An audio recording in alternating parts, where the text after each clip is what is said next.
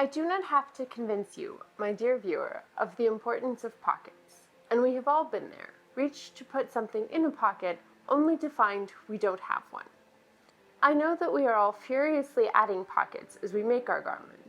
Plenty of tutorials exist on how to hand fell seams, and plenty of tutorials exist on how to add pockets to everything, pockets for days, the pockets you so rightly deserve.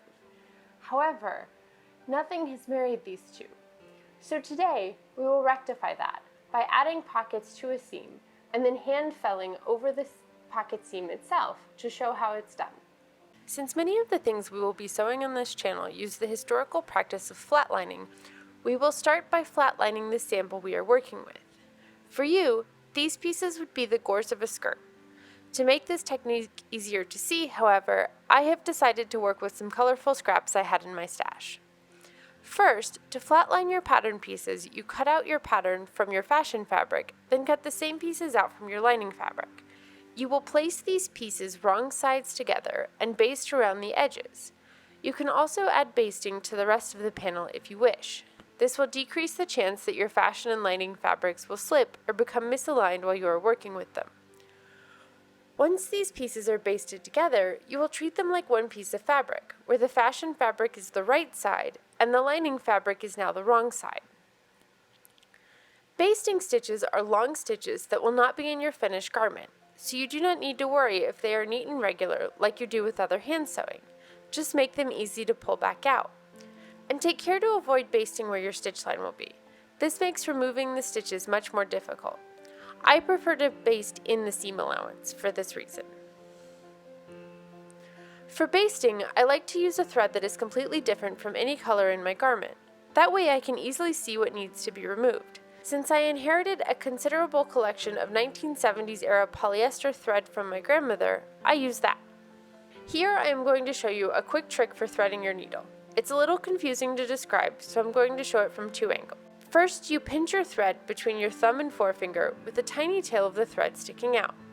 Then hold the eye of the needle up to the thread and push down into the space between your finger and thumb.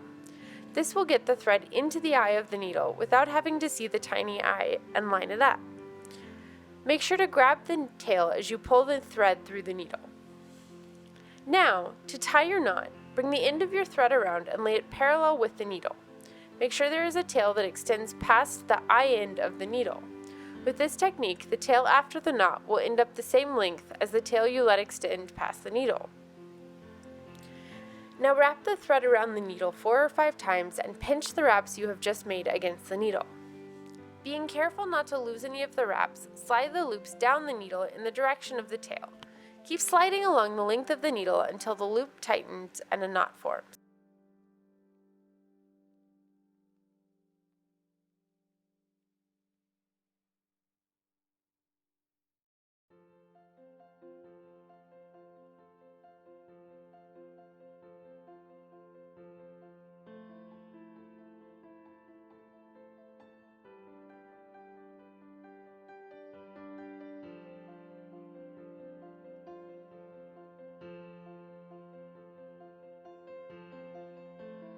Now you are ready to begin basting. Remember that these stitches do not need to be pretty or neat. I like to weave the needle back and forth through the fabric several times before pulling the thread tight. However, be careful not to pull too tight. You want the panel and lining to sit smoothly, not shift or pucker. Repeat this until you have either basted the full panel or run out of thread. When you reach the end of the thread, normally you would either tie it off or stitch backwards for a couple of stitches to secure your sewing into place. However, for basting, I generally do not bother securing that end. I just leave a long enough tail that I know it will not easily pull out and move on with my life. Once you have stitched all the way around the panel, repeat this for the other panels in your garment. You can also baste by machine, which I often do on larger panels. Just make sure your fabric pieces are lined up and unlikely to shift when sewing. Then set your stitch length on your machine to 4 or 5. Once you have finished your skirt pieces, you will need to make your pocket. There are lots of tutorials on how to make a pocket pattern, but the basics are that you make a pocket-shaped pattern larger than your hand. Trace this pattern onto your fabric, then cut out 2 pocket pieces. I like to use scraps from my cabbage box and cut the pocket pieces out 2 at a time. Make sure to add pattern markings so you know that your pieces are lined up correctly.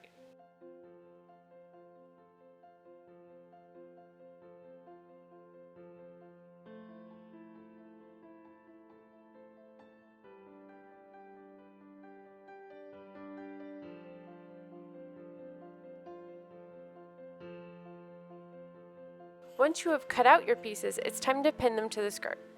Remember that you now have a right side, your fashion fabric, and a wrong side, your lining. To add your pockets, you pin the pocket right side to the skirt along the seam you want the pocket in. To decide on placement in a real skirt, you can either measure how far down your pockets start on a similar skirt, or measure from your waist to where you want your pocket to be. I like to put my pocket around my low hip since that hides the pocket in the fullness of the skirt. Make sure that your skirt pieces are aligned at the top and bottom, and that your pocket pieces are pinned on even heights on the skirt. Once your pocket pieces are pinned in place, you are ready to take them to the sewing machine. To sew a seam you plan to flat fell, you want to use at least a 1/2 inch seam allowance. I used 5/8 here, since my machine has a convenient 5/8 mark. If you are planning to flat fell a seam on something that only has a 3/8 inch seam allowance on the pattern, you will want to add at least 1/8 of an inch to any seam you plan to hand fell. You will note I have a leader on my machine. This is a trick I picked up from quilting, but I highly recommend it. By starting your stitching on a separate piece of fabric, you don't have to worry about your thread end making a burr, and you will know if your machine is doing something wonky before you start sewing on the thing you actually care about. When starting, you should backstitch at the beginning, which I clearly forgot to do here, and again at the end of your seam. This is particularly important for pockets because you will potentially put heavy things like your keys and cell phones in them. Now once you have sewn your pockets to your skirt, you want to press the pocket piece away from the skirt gore. You'll repeat this for both pocket pieces.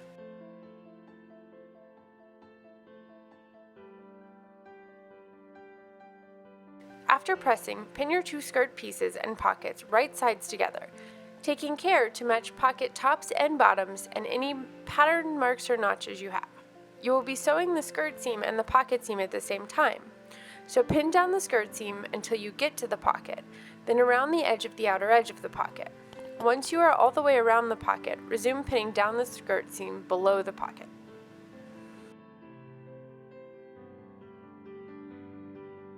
Now back to the sewing machine. To sew the seam with a pocket in it, start at the top of the skirt, backstitch, and sew down the seam until you get to the pocket. When you get to where the pocket starts on your skirt, sew the width of your seam allowance below where the pocket starts. Once you get to this point, stop, backstitch again, and cut your thread. You are now going to fold the seam allowance on both sides back so that it lays against the skirt and pin it in place. Take care to make sure that none of the seam allowance gets caught in the next seam we are going to make. Otherwise, you will not be able to continuously hand fell the seam down the length of the skirt. You will have to snip the seam allowance where the pocket starts and also deal with that raw edge.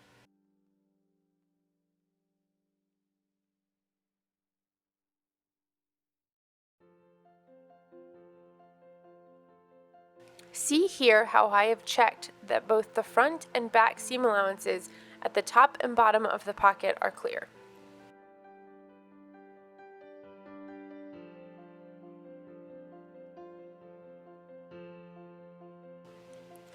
You will resume sewing on the other side of the seam allowance from where you cut the thread.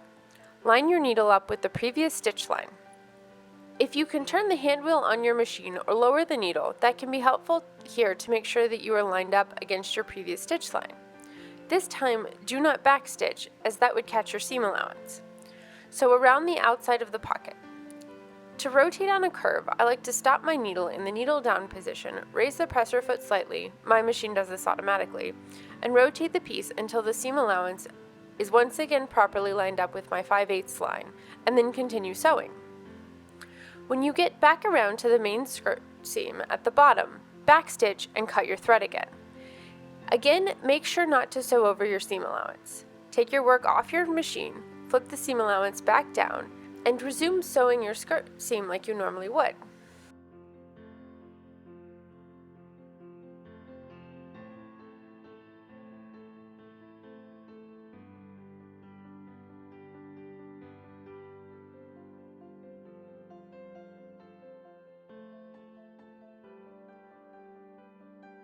You now have sewn in a pocket. Now take your work back to the ironing board. Next, remove the basting stitches from both sides of the skirt seam and press the pocket. To prepare the seam for flat felling, press the seam allowances open between the lining and the fashion fabric. You will now cut the seam allowance of the lining fabric down to 1/4 of an inch. Remember, this is what we call the wrong side of your flat-lined panel. It doesn't have to be exactly 1/4 of an inch, but you do want it to be close. Feel free to measure it and draw a line if you do not have a good sense of 1/4 inch by eye. After you have cut the lining seam allowance down to 1/4 of an inch, go back to your seam allowance for the pocket. You are going to cut down the fashion fabric seam allowance, in this case the black and white fabric, down to 1/4 of an inch, but only where it overlaps with this pocket seam allowance. I like to taper this a little bit at the beginning and the end of the fashion fabric. Now you will fold your longer seam allowance, this is your fashion fabric, over the shorter one, your lining, encasing the 1/4 inch seam allowance inside the fold. When you get to the pocket, fold that seam allowance over both 1/4 inch seam allowances, encasing both inside the folded edge. Repeat until the entire 1/4 inch seam allowance is encased in the larger seam allowance, pressing as you go. Don't worry if it does not stay perfectly flat with pressing. We are also going to pin it, but your edges will be much neater if they are pressed first. When pinning your seam allowances down, take care that your longer seam allowance fully encases the shorter one. The key is to fold the longer seam allowance in half so that the raw edge sits against the seam you sewed previously. If you can, when you pin, go down and come back through all of the layers of your seam allowance. This means the area you are pinning is actually quite small, but it helps to make your hand felling much neater.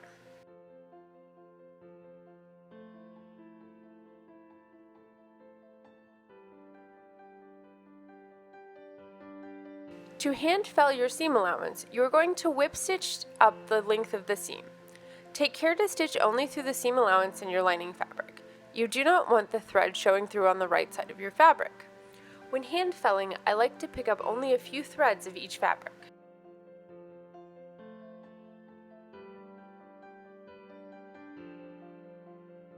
To hand sew a whip stitch, I have found it is helpful to hold the end of your thread down with your left thumb at the previous stitch. This keeps your working end of your needle from getting tangled in your thread. Make the stitch, then push the needle through with your middle finger of your right hand. This should be the one with the thimble on it if you use one. Once you get the needle most of the way through, pinch at the eye with the right hand, making sure to pinch the thread. This helps prevent pulling the thread out of the needle while pulling your thread through the fabric. Now move slightly up and repeat the process.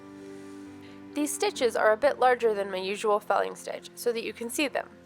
Also, you would normally use a thread that matches your fabric, but again, I am opting for visibility rather than correctness.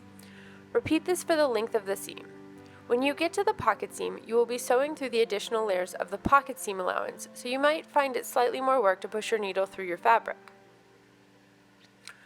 Once you reach the end of your thread or the end of your seam, I like to repeat a couple of stitches in the same place, then backstitch a couple of stitches.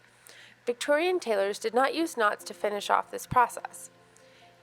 If you need to start a new thread, move up the same distance as you would for a normal stitch and begin sewing again. I do use a knot to start my thread, since I find this much easier than anything else I have seen. Additionally, I am not necessarily striving for historical accuracy. I include it where possible, but I am making garments I want to be hard wearing and to survive for a long time to come, with pockets.